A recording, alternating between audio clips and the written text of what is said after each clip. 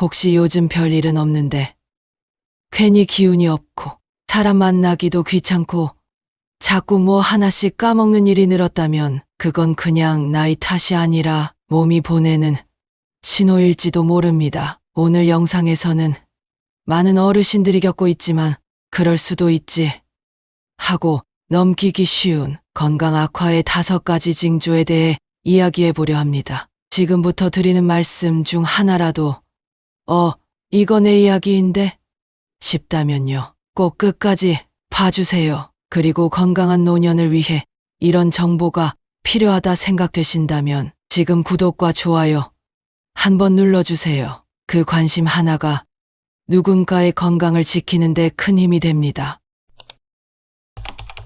첫째, 우울감과 사회적 고립. 나도 한때는 동네 경로당 단골이었지. 매일 가서 사람들 만나고 막걸리 한 잔에 웃고 떠드는 게 낙이었어. 근데 어느 순간부터야 그냥 안 나가게 되더라고. 비 오니까 나가지 말자. 무릎이 쑤시니까 내일 나가자. 하다 보니 그냥 혼자가 더 편해졌어. 여러분 이 말 낯설지 않으시죠? 올해 74세인 이정순 어르신은 예전엔 늘 밖에서 사람 만나고 얘기하는 게 일상이었는데 지금은 하루 종일 TV만 켜놓고 집 안에 계시는 시간이 대부분이에요. 전화도 잘 안 받고 약속도 자꾸 미루게 되고 가족이 찾아와도 예전처럼 활짝 웃지 않으신데요. 그냥 귀찮고 뭐 딱히 할 말도 없고. 이 한마디에 마음이 많이 담겨 있더라고요. 이게 바로 사회적 고립이라는 겁니다. 단순히 외출을 안 한다, 말을 줄인다. 그게 아니에요. 몸은 멀쩡해 보여도 마음이 조용히 안에서부터 무너지고 있다는 신호일 수 있습니다. 우울감, 무기력, 그리고 인지 저하까지 이어지는 이 고립은 노년기에 가장 흔하면서도 가장 치명적인 건강의 적이에요. 전문가들은 이렇게 말합니다. 누구와 말 한마디라도 나누는 것, 그 자체가 노년기 뇌 건강을 지켜주는 백신이다.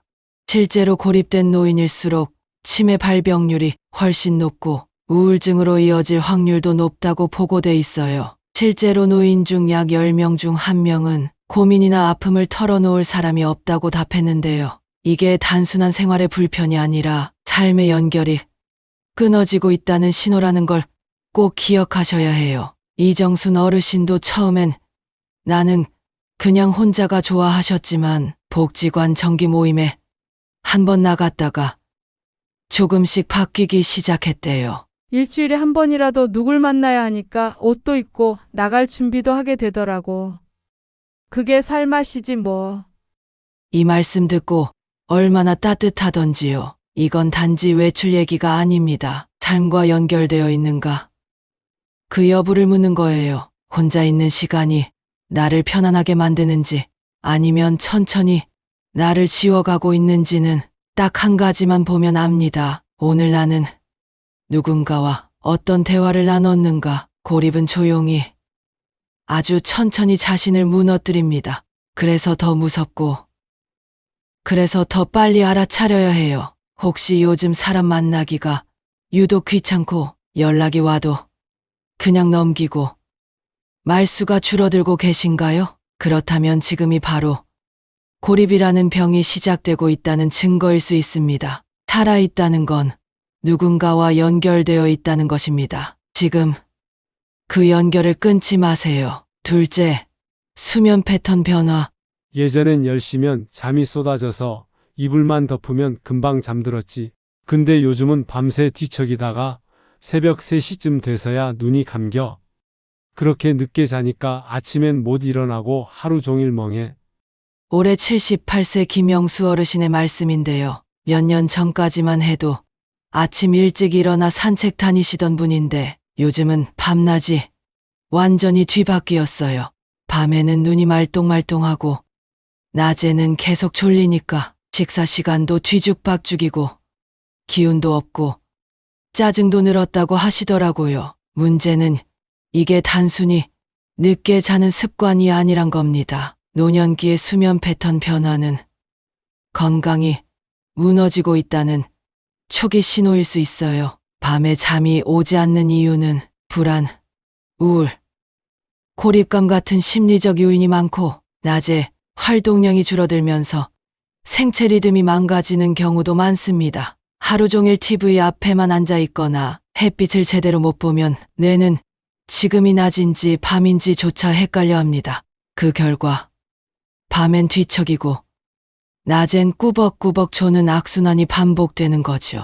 전문가들은 이렇게 말합니다. 수면의 질은 곧 노인의 삶의 질이며 깊은 잠을 못 자는 노인은 그만큼 몸과 뇌의 회복력이 떨어질 수 있습니다. 김영수 어르신도 그걸 깨닫고 요즘은 매일 아침 정해진 시간에 산책을 하세요. 햇볕을 조금이라도 쬐고 몸을 가볍게 움직이면 밤에 잠드는 시간이 한두 시간은 더 빨라지더라고 하셨죠. 예전엔 하루가 흐릿했는데 요즘은 밤이 오면 확실히 졸려. 그게 이렇게 고마운 일인지 몰랐습니다. 잠을 제대로 자는 건 우리가 살아가는데 기본 중에 기본입니다. 근데 이 당연한 걸 놓치고 살다 보면 머리는 멍하고 몸은 늘어지고 하루하루가 피곤해지죠. 여러분은 혹시 요즘 밤에 자꾸 뒤척이시나요? 아침이 와도 머리가 맑지 않으신가요? 그렇다면 지금이 바로 수면 습관을 점검할 시점입니다. 낮엔 햇볕을 쬐고 밤엔 스스로 이제 쉴 시간이라는 걸 알려주세요. 그 작은 변화 하나가 내일의 컨디션을 바꾸고 다시 건강한 하루를 만드는 첫걸음이 됩니다. 셋째, 기억력 저하와 혼동. 어제 저녁에 뭐 먹었는지 기억이 안 나. 약 먹었는지도 모르겠고 어제 손자가 왔다 갔다는데 난 전혀 기억이 없더라고. 이건 76세 배미자 어르신의 이야기예요. 늘 꼼꼼하고 기억력 좋다고 주변에서 칭찬 듣던 분인데 요즘은 이런 깜빡함이 하루에도 몇 번씩 찾아온다고 하시더라고요. 처음엔 그냥 내가 나이 들어서 그런가 보다 하고 넘기셨대요. 근데 그런 일이 자꾸 반복되다 보니까 본인도 슬슬 불안해지기 시작하신 거죠. 우리는 보통 기억력이 떨어지는 걸 나이 드니 그렇지 뭐라고 쉽게 넘깁니다. 하지만 그 깜빡임이 계속되고 일상생활에 영향을 줄 정도라면 그건 단순한 건망증이 아니라 인지기능 저하의 시작일 수 있습니다. 뭔가를 하다 말고 다른 걸 하게 되고 물건을 어디 뒀는지 기억 안 나고 사람 이름이 갑자기 생각 안 나고 이런 증상이 쌓이면 스스로도 자존감이 떨어지고 대화도 피하게 됩니다. 그러다 보면 자연스럽게 사람을 멀리하게 되고 그게 또 다시 고립과 우울로 이어지죠. 전문가들은 이렇게 말합니다. 기억력은 뇌 건강의 온도계이며 평소보다 자주 깜빡한다면 뇌가 지쳐 있다는 신호일 수 있습니다. 배미자 어르신도 요즘은 아침마다 작은 수첩에 오늘 할 일, 약 먹을 시간, 만날 사람까지 다 적어두세요. 까먹는다고 좌절하지 말고 메모하면 돼. 기억은 훈련도 되고 관리도 되는 거더라고. 기억력은 한 번 떨어지면 되돌리기 어렵다고들 하죠. 하지만 그 시작점에서 알아차리면 충분히 관리할 수 있는 영역입니다. 혹시 요즘 따라 깜빡하는 일이 부쩍 늘었나요? 어제 있었던 일들이 흐릿하게 느껴지시나요? 그렇다면 지금 뇌에게도 휴식과 훈련이 필요하다는 뜻일 수 있습니다. 기억은 우리가 살아온 시간의 조각입니다. 그 조각을 잃지 않도록 지금부터라도 하루하루를 소중히 또렷하게 쌓아가야 합니다. 넷째, 식욕 감소와 체중 감소. 예전엔 찌개에 밥 2그릇은 기본이었는데 요즘은 한두 숟갈 뜨다 말고 젓가락을 놓게 돼.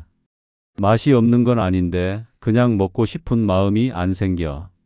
올해로 81세 이남열 어르신의 말씀입니다. 원래 식사량이 넉넉한 편이었고 매일 손수밥을 챙겨 드시던 분인데 요즘 들어 자꾸 식사를 거르시고 체중도 몇 킬로나 빠졌다고 해요. 주변에서는 나이 들면 원래 입맛도 줄어들지라고 가볍게 말하지만 어르신 스스로는 내가 점점 말라가고 있다는 느낌이 들어서 무섭다고 하셨습니다.